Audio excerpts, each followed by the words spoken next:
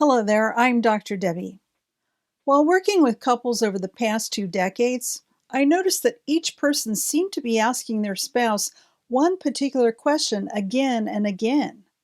Being able to recognize how and when that question came up and the response that was offered provided a pretty accurate and detailed definition of the couple's attachment patterns.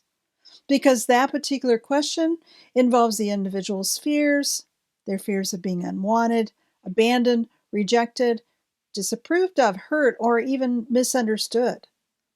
We all tend to have a bottom line question about ourselves.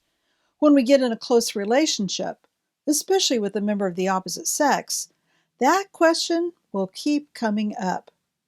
Now, the problem with a question is that very often the partner doesn't even know what question's being asked. Therefore, he or she will answer the question as they heard it rather than the question that was actually being asked.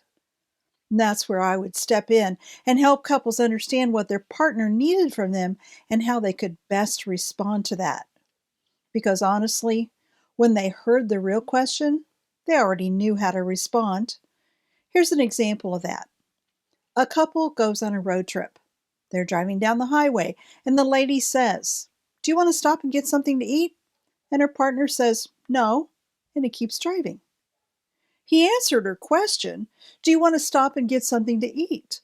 He's not hungry, so his logical answer is, "No, I don't want to stop." But the question she was really asking was, "Hey, I'm hungry. Could we stop and get something to eat?" And on a deeper level, she was asking, "Do you care about me? Do you care that I'm hungry?" Now, there are several things wrong with that. First of all, guys don't get hints. They don't even get close to noticing a hint. They don't understand them. There's verifiable evidence to prove that guys don't do hints at all. But the other problem is that she put it in code. He didn't know what she wanted. She wanted to know, can I count on you to take care of me? Can I count on you to pay attention to my needs? If he realized that was her real question, of course he would say yes, particularly if he loves her. Now, if he doesn't care about her, she's probably not even going to be in the car with him. So, on one hand, it seems like a silly question. However, it's a question in her mind, and she needs reassurance through his response. If he only knew what her question was, he would say yes and stop for something to eat.